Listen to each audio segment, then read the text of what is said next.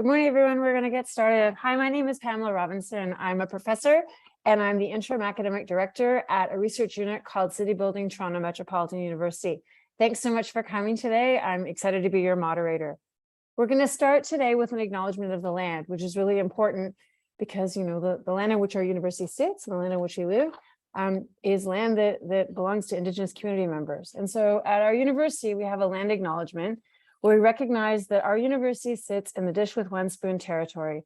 The Dish with One Spoon is a treaty between the Anishinaabe, Mississaugas, and the Haudenosaunee people that bounds them together to share the territory and protect the land. Subsequent Indigenous nations and peoples, Europeans, and all newcomers have invited into this treaty in a spirit of peace, friendship, and respect. So we're very grateful that you've come to join us today. We had a quick look at the participant list, and there are many friends of our university and some alumni of our program. So welcome and thank you for joining us, to the community members who are here as well. Today, what we're going to focus on with our colleagues from the Transform Lab are shifts in transportation planning.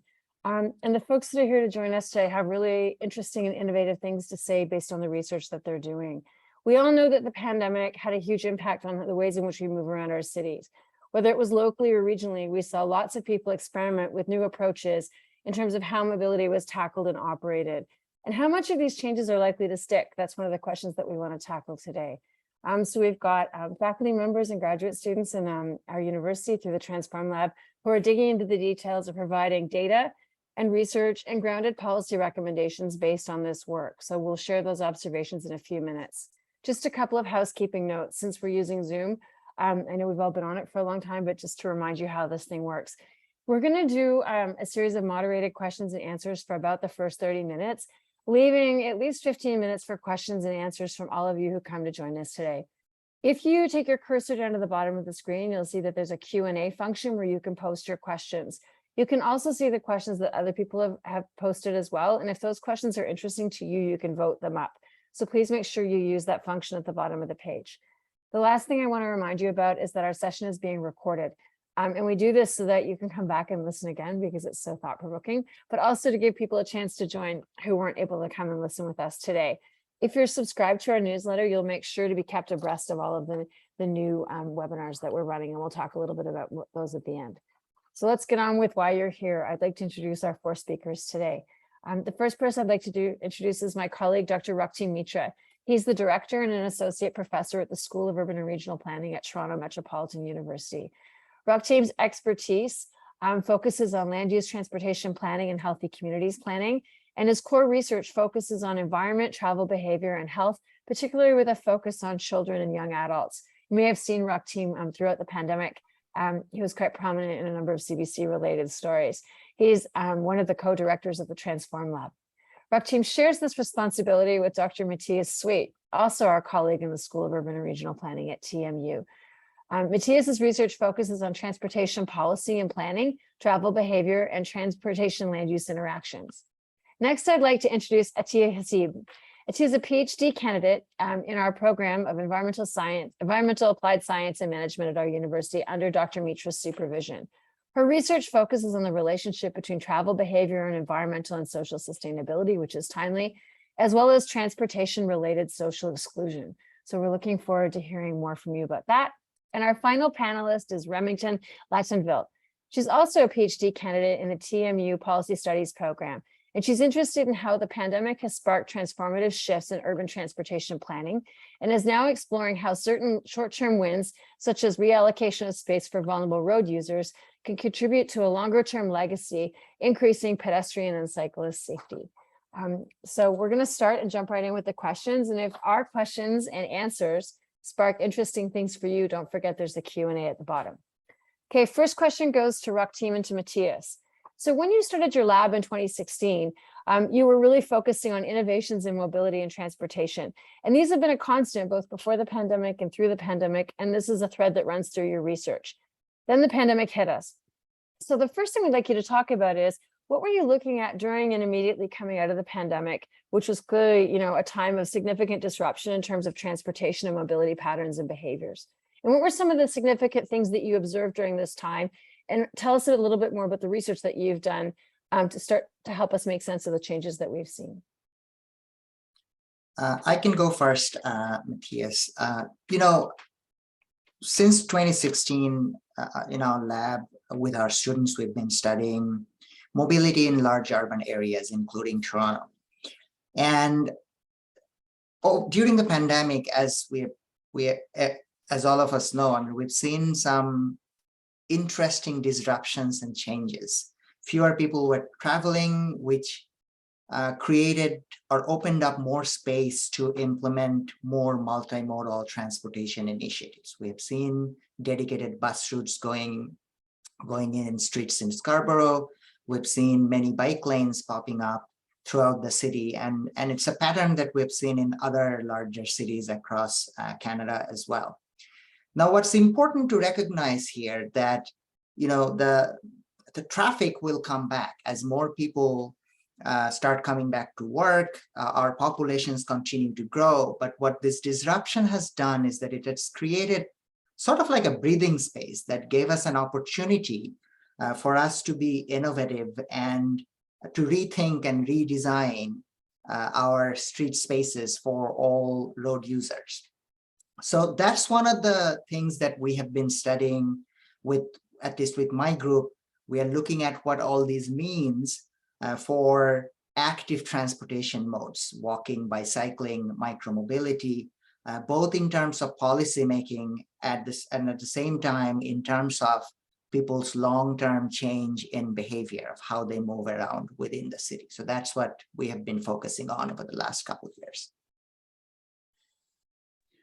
Terrific. Yeah, it's been really interesting seeing how the pandemic's both changed how people use cities, but also for us to change how we've been studying cities. And so at that, we often like to do collaborative work with students as well as with our colleagues in other universities. And on the eve of the pandemic in spring of 2020, I was in the process of developing a survey to look at new mobility, including automated vehicles and shared mobility patterns. And my colleague Darren Scott over at McMaster and I, we were designing a survey that we were hoping to implement in the fall of 2020. And we ended up having to completely retool how we were going to actually go about asking our questions. And instead of shifting towards automated vehicles and shared mobility, we actually discovered that some of the most important technologies in terms of asking questions and retooling our survey were the technology that we're looking at right now, which is our computer screens and how a lot of people have shifted towards things like telework. During the peak of the pandemic, about half of people were teleworking at some time, about 20 to 25%, depending on where we are in Canada, were teleworking on any random day, but also you had about 50% of people that couldn't. And so cities are under a lot of change right now. And so for planners, we're both identifying what are some of these signals underneath that really dynamic noise and change, and sometimes trying to amplify those signals as well. And so technology is changing, policy approaches are being changed, but the public at large is changing. And so understanding kind of how people are benefiting, what the distributions of benefits are, and what that means in these messy democracies in which people are trying to live their best lives in a really complex, pluralistic society. It's been a really interesting time to study cities. That's great. I'm going to come back to your question. You're thinking around like trying to take advantage of an opportunity to do some new research towards the end. I want to pivot a little bit. Remington, maybe you might want to jump in, maybe with Raktim on this one. Do you think that the changes that we saw and the experiments that we saw underway are going to stick? Matthias, you've talked a lot about trial and error in your research and how this window that we had was an opportunity to really experiment and try new things. How do we go about shifting, trying to understand what the shifts and priorities are in terms of modes of transportation and trying to figure out what's durable and what's transient? And why is it important for decision makers, do you think, to try to get their head around this distinction between durable and transient?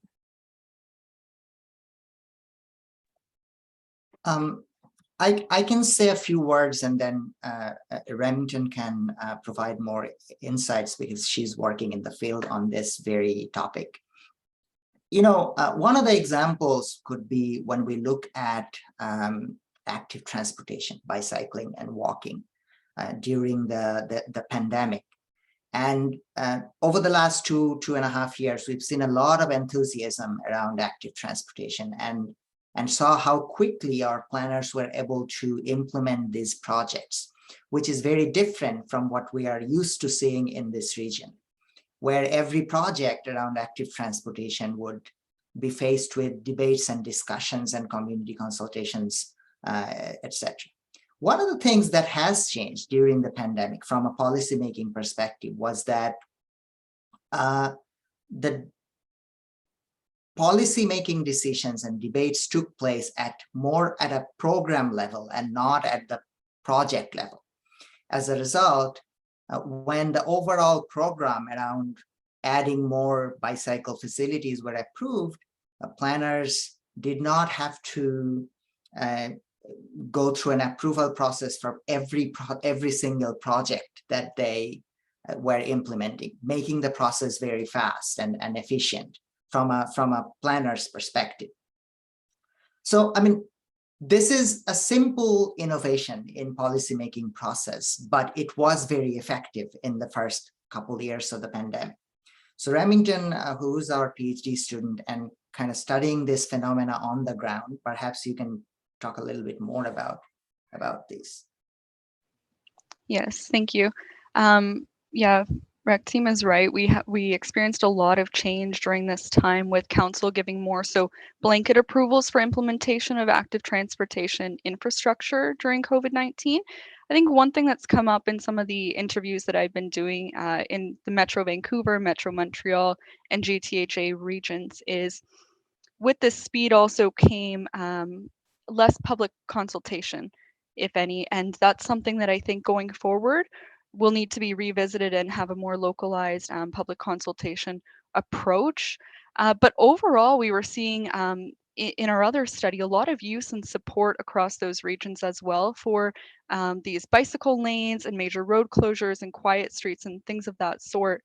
In fact, nearly half of all of our survey respondents across the cities supported these lasting post-pandemic, which is a huge deal and very integral to policymaking going forward.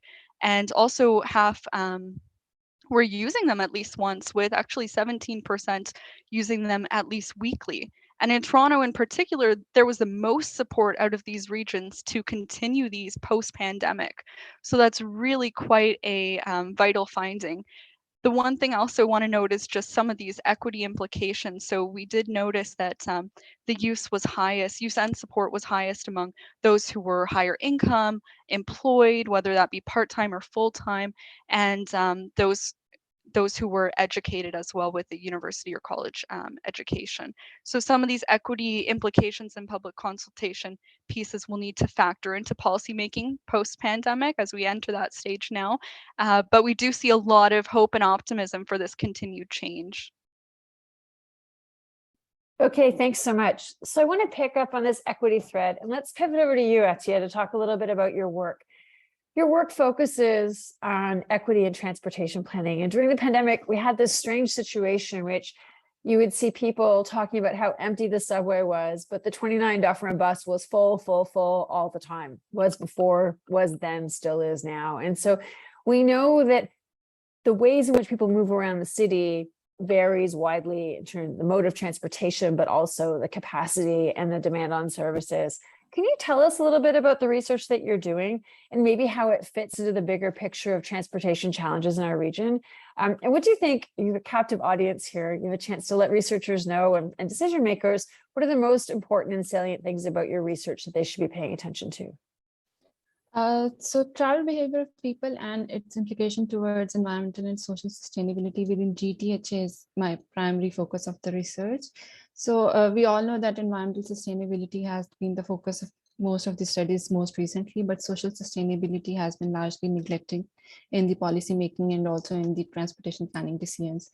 So therefore, I'm mainly exploring whether different travel mode choices of people are associated with their transportation related social exclusion, which is a main equity concern in the transportation studies.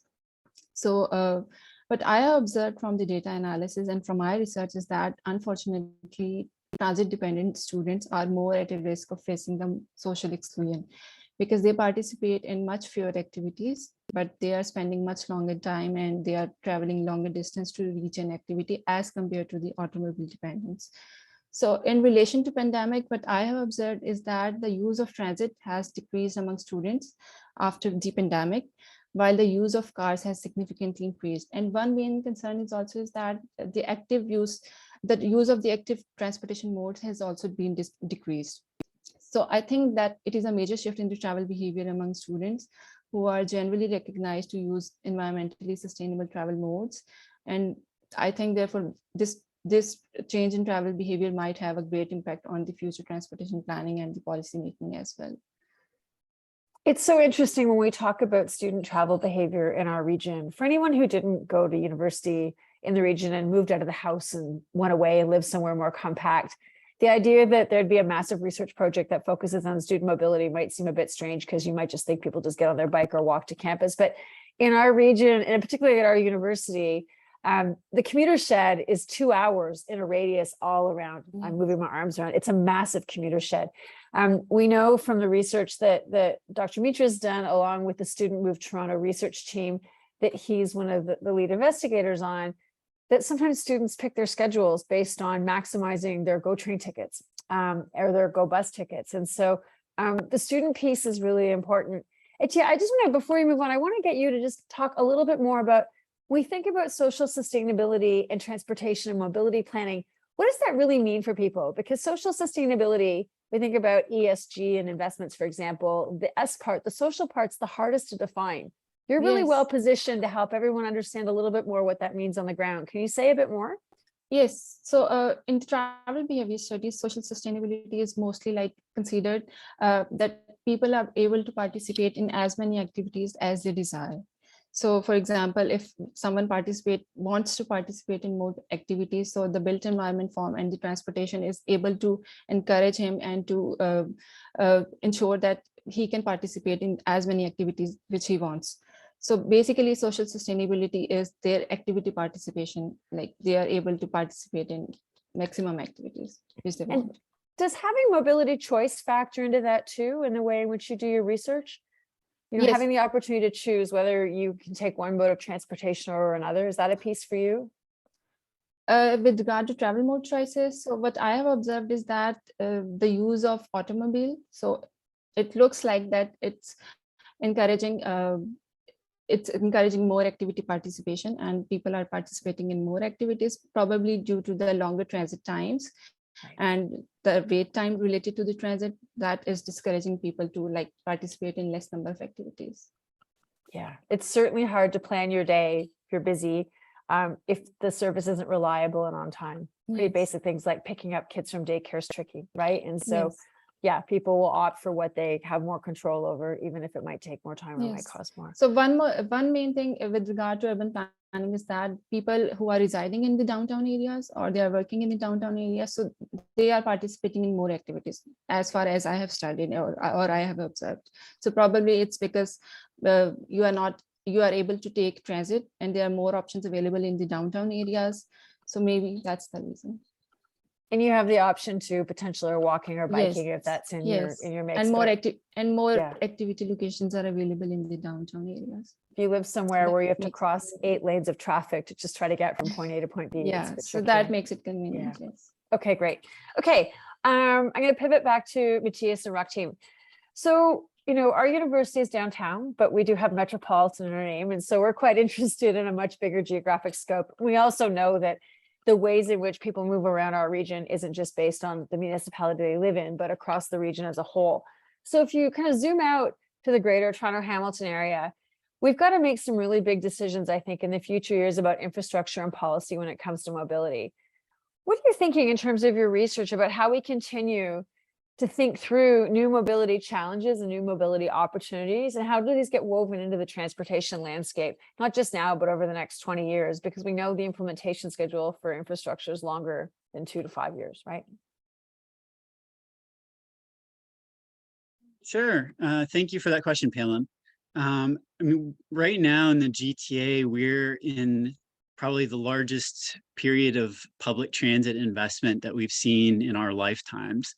And often if you look at how the infrastructure in cities is built, it ends up being very cyclical, where it's not very linear in a particular direction.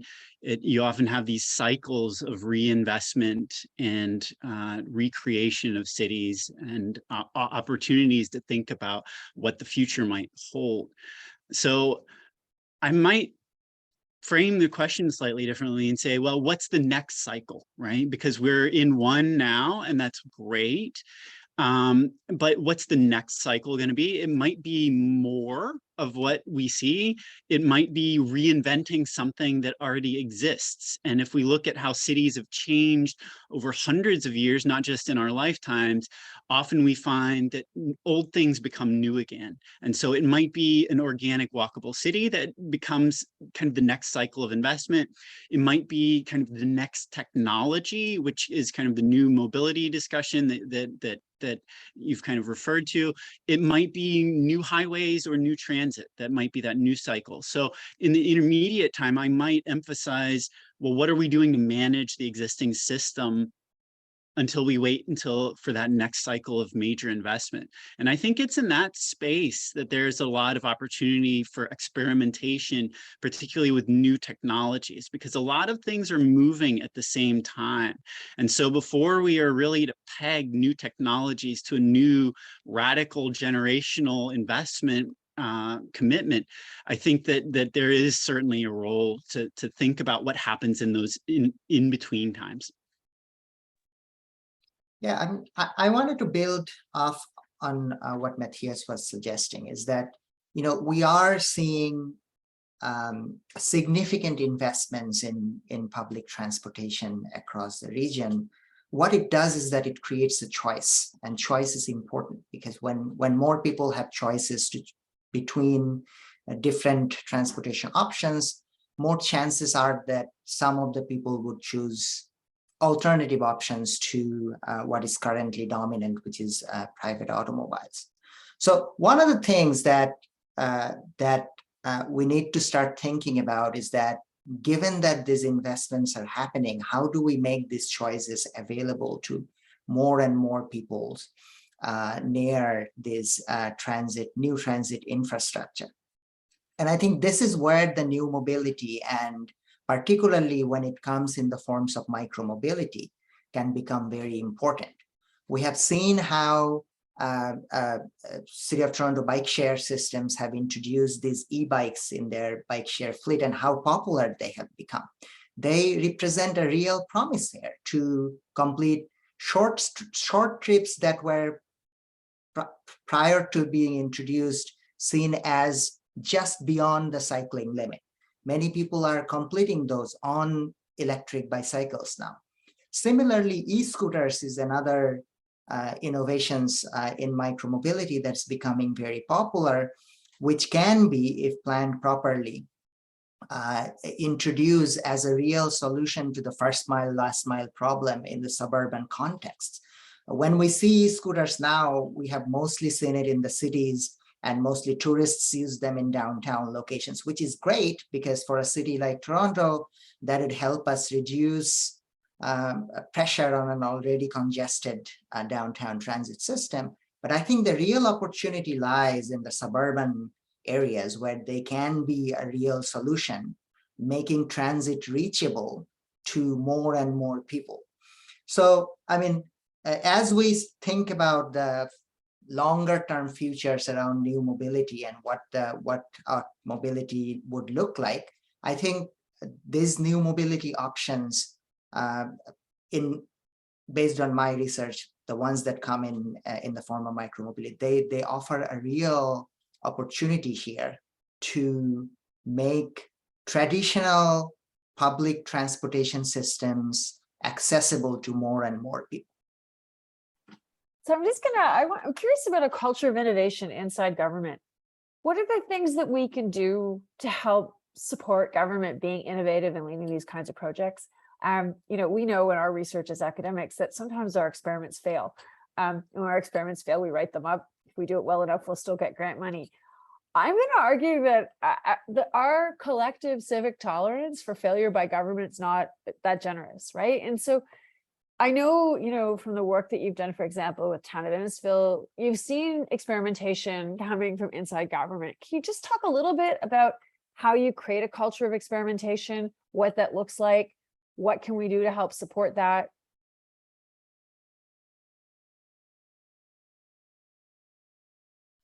Yeah, I don't know. I feel like experimentation is not something that can kind of be created in a meeting, right?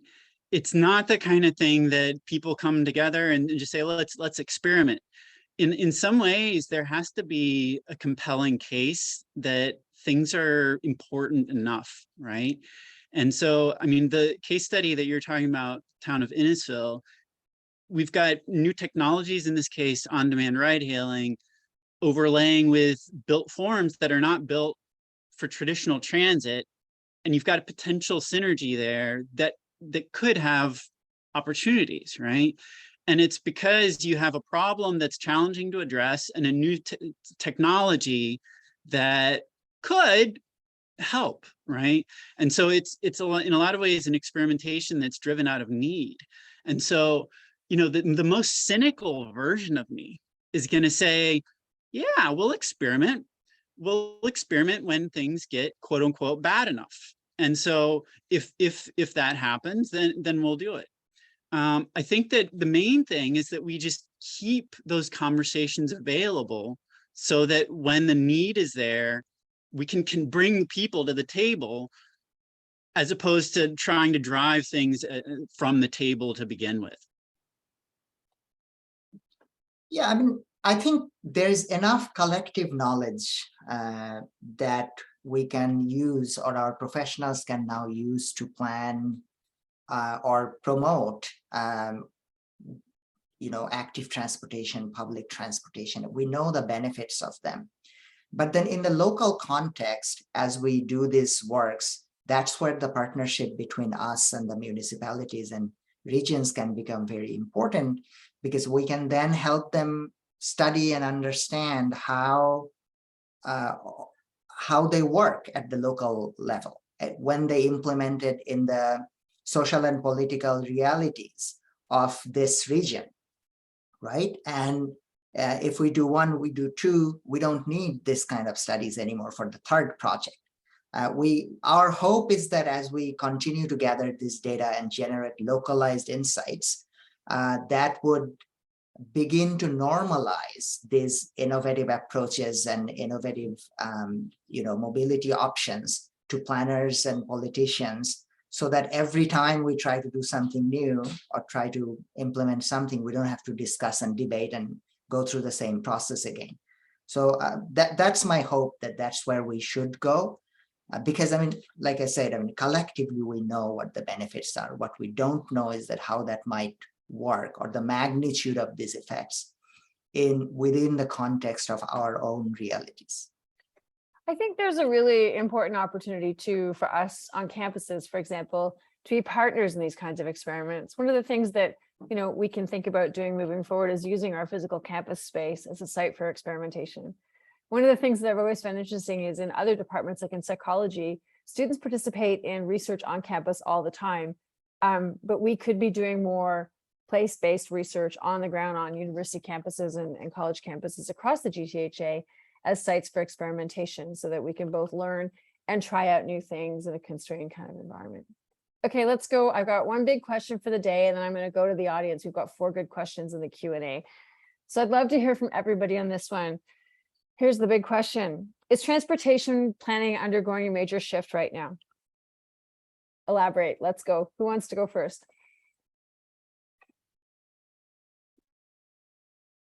I can start us off. I think one thing I've observed in the interviews I've been doing is that there is a shift in how it's approached with new infrastructure. So for example, we're starting with temporary materials, going back to the communities and asking what they think, and bringing it back as permanent, or building incrementally to more permanent infrastructure based on how the communities feel about that. So this more tactical urbanism approach. And I think that could be a fundamental shift in going back and ensuring that this is what the community wants, and buying into their support from that. So whereas initially what I've heard in the interviews is that there can be a lot of backlash from the communities if you want to put in huge changes in the road infrastructure in their communities. Understandably so. But going in and saying, we're going to try something temporarily and see how you feel about it, and come back and have those consultations going forward. This is, and if the community is responsive and supportive of it, we'll keep it. But if it's not something that the community is enjoying or benefiting from, we'll adapt as we go. So more of this trial and error type of implementation going forward, I think could be a big win. Yeah, I mean, building off of that, at this time, it's hard to say if the transportation policy making process or our behavior is going to be fundamentally different 10 years from now. But we do see that there are opportunities for them to be different, because pandemic came in as such a disruption that created opportunity for us to pause and rethink and re-innovate our transportation landscapes. And we have seen some of that happening, and many transportation facilities, multimodal transportation facilities, which would likely face a lot of public or political debate 5 years ago, are more normalized now. I mean, we see bike lanes on many streets, people are biking on them, and many people are okay with them. So I think that going forward, we do have a real opportunity here where the popular support, and as an extension of that, the political support toward more active, more sustainable transportation options would be higher. And I have, over the last 2 years, we have talked to many planners working in cities across Canada, and we have seen great levels of enthusiasm among the planners who want to be kind of leaders of change.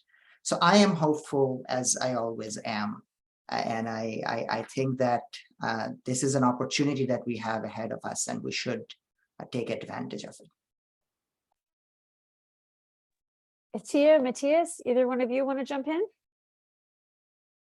I'd always love to say, yes, we're on the brink of something radical, something transformative.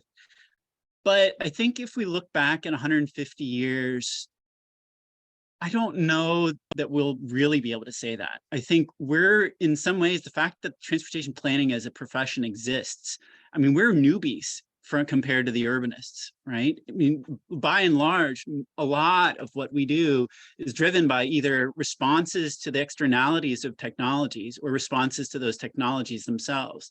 And so we're squarely in that space of technology is new and it's changing how people use cities.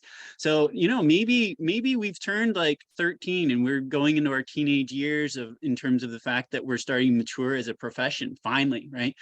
Thinking about how cities evolve over time. Maybe that gives us a little bit of maturity over time to think more comprehensively about what the role of technology should be in cities and how cities should evolve. And I think there are certainly a lot of new opportunities. And I think the bigger thing that is the good story is that there's a lot of possibility out there right now in terms of how policy is driven. There's no one way, right? And that in and of itself might be perhaps some of the most exciting news that is out there in terms of joining the planning profession. Attiya, do you have anything you'd like to add before we move on to the questions from the Yes. audience? Great. So as I have already mentioned that the travel modes have been radically changed after the pandemic. So I think that planning to cater local needs should be a focus of the new transportation planning process and the policy making also. And as Remington has already suggested that public participation and consultation may be a key role in this regard. So I think it's a great thing to start with, and definitely there will be a great change in the transportation planning in the coming years, because, and for now we have started seeing these changes, but I don't think that we are sure about these changes right now. And I think in some coming months or in coming years, I think these transportation behavior patterns would be more settled. And I think that would be the time to focus on the new transportation planning and policy making. Okay, great.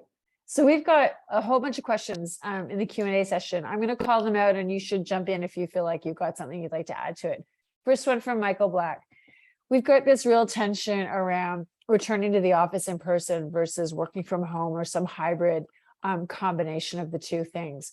What do you think the right way forward is in terms of making recommendations strategically so that we can make good infrastructure investments and make wise use of the budget money we have and the infrastructure we have in terms of balancing working from home and going into work in person?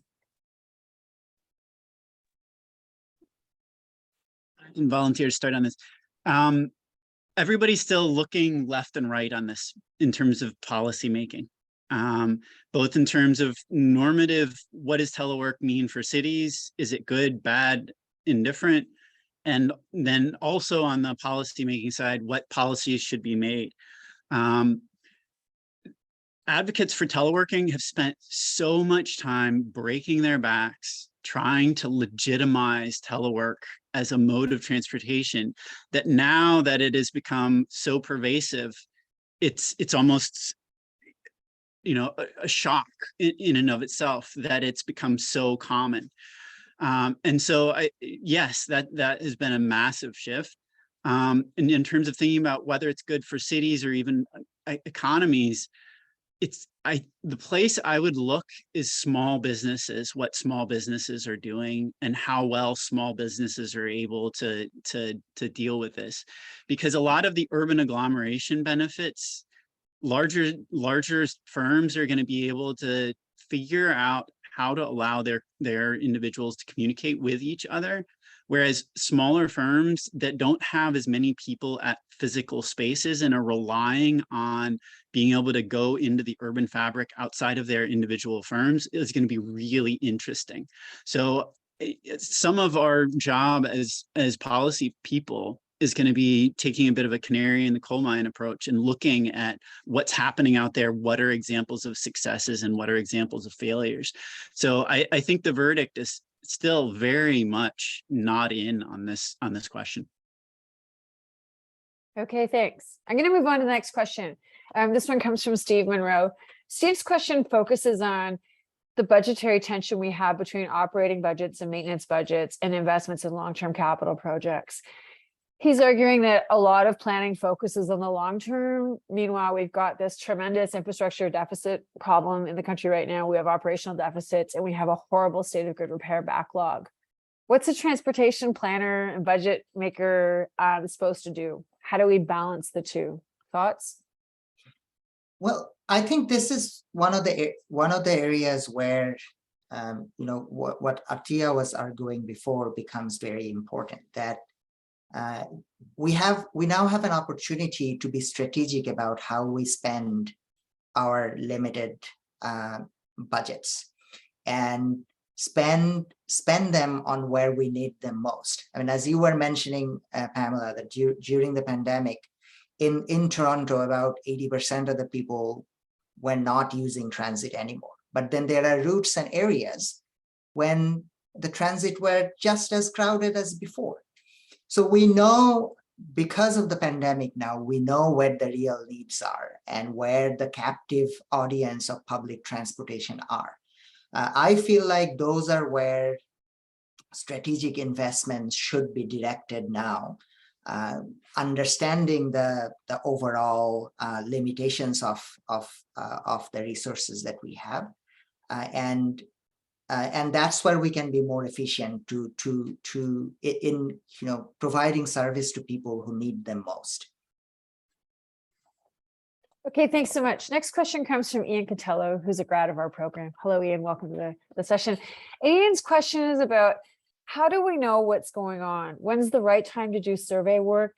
Is the research and the data that we're gathering now just a snapshot of right now, or how good a long-term picture it is? And maybe when you answer, you can also talk about the ways in which you gather data. Are we surveying people live? Are we capturing data from people's mobile phones? So I'm going to add Where does the data come from and how good is the data, to Ian's question?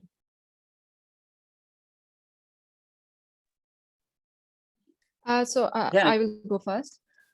Okay. I have recently conducted a survey for my research work. So that was basically a panel study. So based on as a follow-up of the student move to program.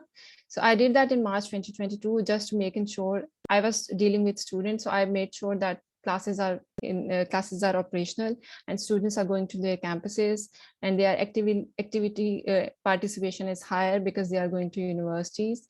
So I think that was a good time to conduct a survey, and also all the businesses were open at that time.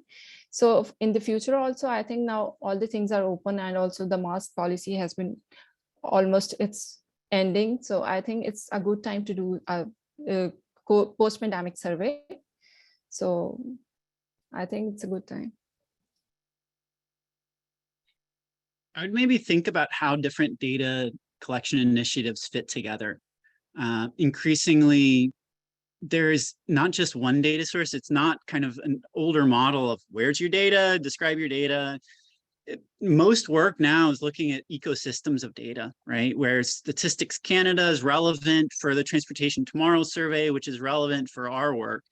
And so I might think of some of those, some of which have a much longer objective, right? Statistics Canada wants to capture general trends in what's happening across Canada. Same thing with the TTS to a certain degree. And then there's all the weird stuff. And we kind of play in that weird stuff category where we are augmenting, asking questions that haven't been normalized enough yet. We're able to be a little bit more nimble, but we're not necessarily as authoritative. I mean, we're not Stats Canada at the end of the day. And so I think really thinking about aligning surveys so that they can talk to each other and so that you can look more long-term or try to figure out what's going on short-term. I think that's really the place to think about what the purpose of a particular initiative is and how it fits into that broader ecosystem. Okay, next question up is for Remington, specifically from Burngrush. And this person is asking us about, what about medium-sized cities and towns? At the same time, we're attending more to active transportation space in some cityscapes. A further expectation is that we'll begin to see from 2024 on public mobile robots, such as for food delivery and snow maintenance. Do we think we need to be more generous with spaces on the sidewalk? Are the minimum widths we have enough? We've already got accessibility challenges with people who use mobility devices not having enough space on sidewalks. What do you think about this? Yeah, I think this is a great question, one which I don't think is fully answerable today, but we are seeing a lot of these trends come forward in other cities in Europe and now coming to North America with some of these robotic devices on our streets, and they present a lot of safety challenges, of course. We do need to widen sidewalks. I don't know that will come with a lot of opposition is what I would imagine. But I think you're right that it would be particularly a concern for those with mobility challenges already. But as we saw during the pandemic, for example, the sidewalks weren't wide enough to support the users. And this may be a similar challenge coming up when it comes to robots sharing our sidewalks and just having this not having enough space to be safe. So I think this is a big thing going forward and something which demands attention sooner rather than later, because this is a reality that's approaching. It's so interesting. You know, one of the things that I think we're really struggling with, both as planners and designers of public spaces, is we don't really know what to do with things that are electrically powered, right? Sidewalks are designed for people to move at the speed of human energy. Roads are designed for combustion engines. And then you've got all of these devices, whether they're robots or they're e-bikes or they're e-scooters, that move at a different speed. And so we need to have a conversation, I think, about where we're going to put things that are battery powered, whether they're robots or they're scooters or they're other things that people are using to move around. Okay, next question. If innovation is going to be brought to the table, rather than it being top down, how do we convince risk-averse politicians that untried innovation is worth their commitment? Good question, Bill Denning, right after the municipal election. We just returned some folks to office and elected some new people. How do we get them to try new things and to be brave?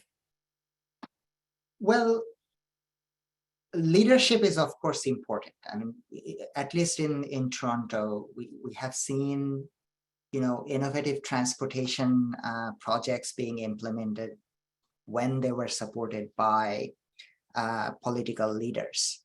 So, of course, this is a great time when we have newly elected councillors to think about this. But, overall, it goes back to what we were discussing before, is that anything new is often always controversial, and politicians are always thinking about their constituency and thinking about how people would take them.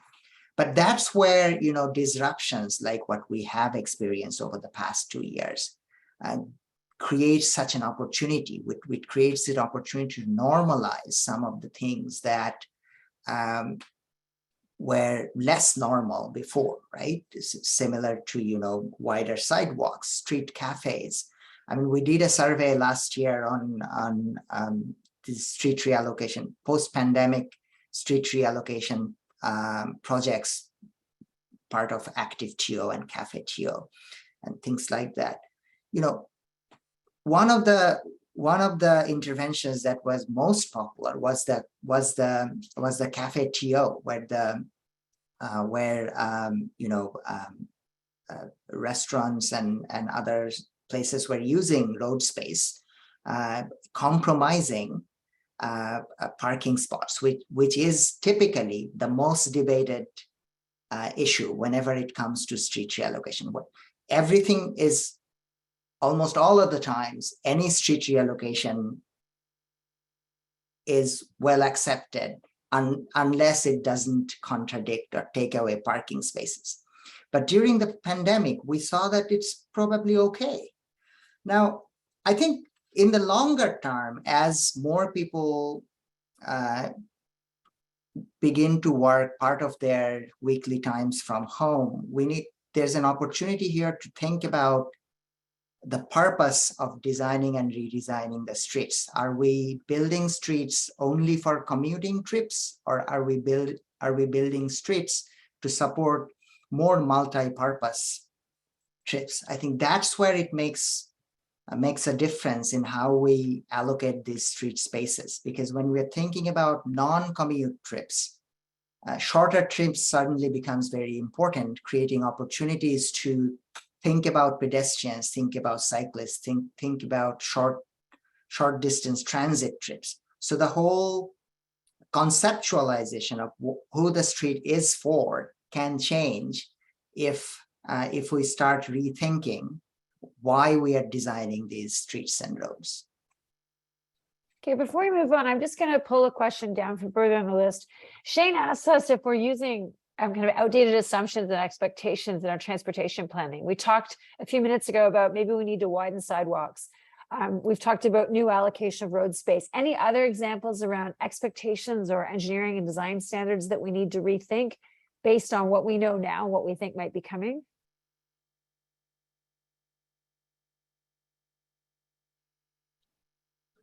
It's a great question, Shane. I mean, my own work has suggested that if we use the TTS from 2006 or 2011, we're probably going to underestimate how much telework is happening out there, right? And so being willing to open our eyes to new technologies and how, it's not a new technology in that sense. It's a socially produced new technology where we've legitimized some existing physical technologies. And so, yeah, maybe, but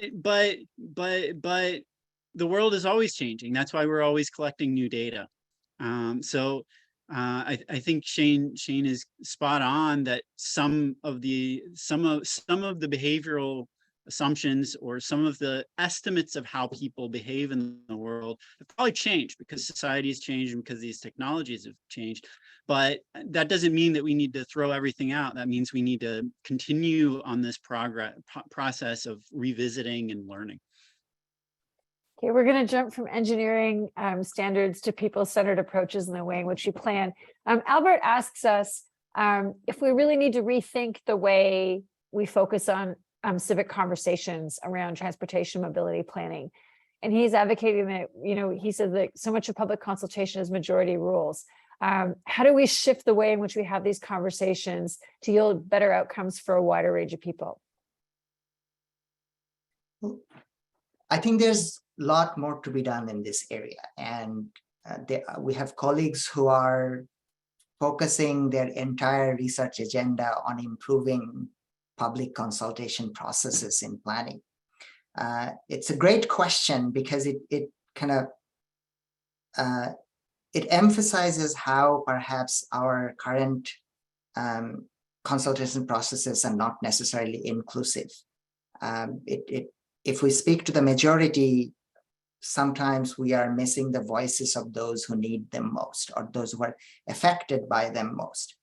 So yes, there's a lot to be done in improving how we consult people. But at the same time, I mean, it brings us back to what we were discussing before. I think there's an opportunity here to rethink where and when public are consulted. Do we consult with people for every bit of progress that we make, or should we consult people when we are creating a program of improvement that improves well-being, improves prosperity for people. So it's important to understand here that it almost seems like there are different standards for different types of mobility options here. For active transportation, the consultation process is totally different than our road building processes, and which is something that creates some unclarity and delays in implementation processes. So, I mean, there is no yes or no answers to it or definitive answers to it. Clearly, more needs to be done to improve how we do these things, how we reach out to people, and how we include their voices in the planning processes. Again, I mean, I think there's opportunities to rethink and do better. Okay, I'm going to try to compress a few questions. We just have time for a couple more. Attiya, I'm going to go to you next on this one. At least ask a question about how do we make sure that transit investments find their way to the people who most need them?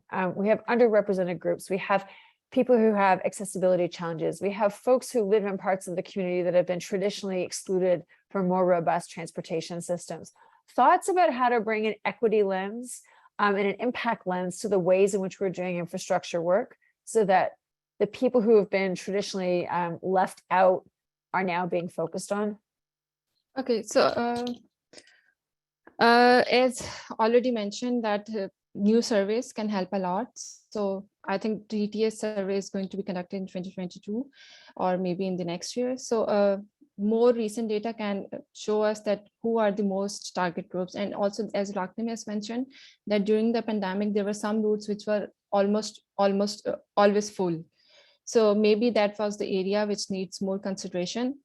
And with regard to like who are the most targeted groups and who are the most disadvantaged, so our results or our observations show that it cannot be the case that people who always look like disadvantaged, they are in real disadvantaged. So I think first of all, the main surveys, they can provide a lot more information about who are the most disadvantaged groups, and then about the, as also Remington has mentioned, that the public consultation lens and the equity lens can be like jointly formatted, and it can provide a better understanding of the future transportation planning or the policy making, and maybe that can improve the transportation routes or transportation options for the disadvantaged groups. Thank you. Okay, I'm going to combine one last question. Matthias, I'm going to come to you because you're a registered professional planner. There are two questions that focus on the role of the planner in this process. One is, how do we get the province of Ontario to listen to planners more? And the second question asks whether or not you think professional planners should step up and in to committing to vehicle kilometer reduction targets. Happened in British Columbia. Should we be doing that here? And should planners as a profession be advocating for that?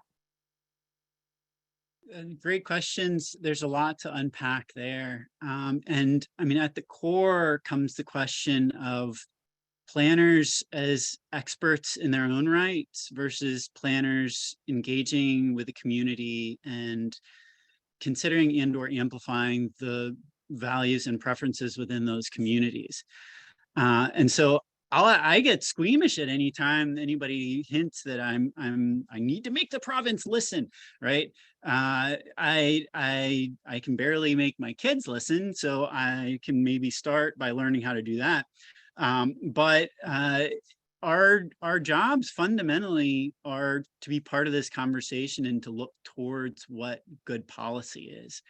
And so the intermunicipal nature of residing in Canada, where provinces have particular responsibilities, municipalities have others, is always going to mean compromise in some ways with respect to different interests at different scales and different considerations. And so that's part of our democratic process. And so I might characterize planners as playing a role in that democratic process in that capacity. With respect to VKT reduction,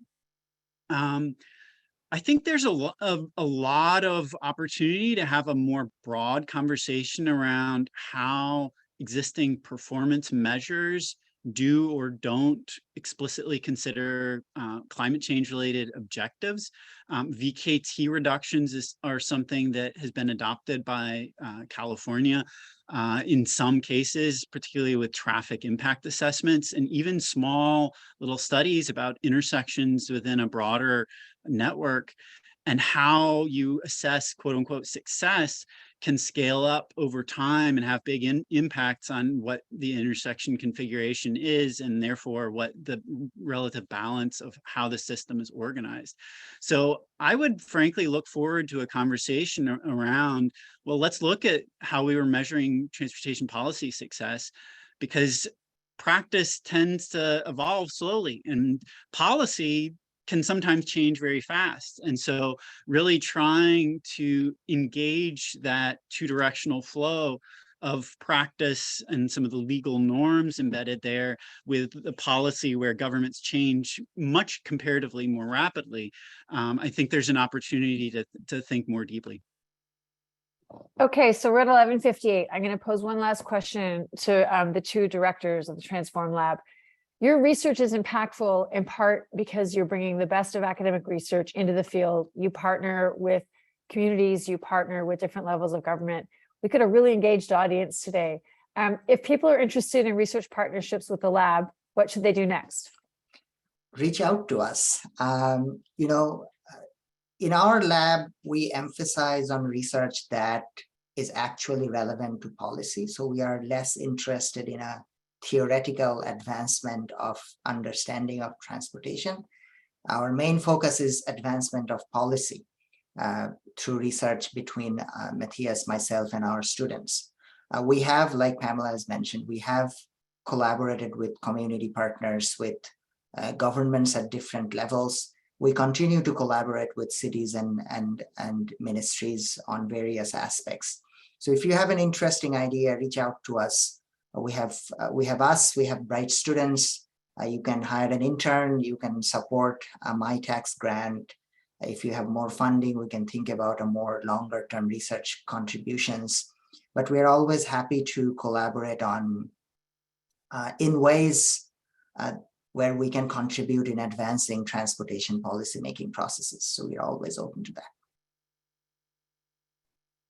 Okay, everyone, we're at time. I want to thank our audience for coming and for lots of questions. You certainly added to making this richer.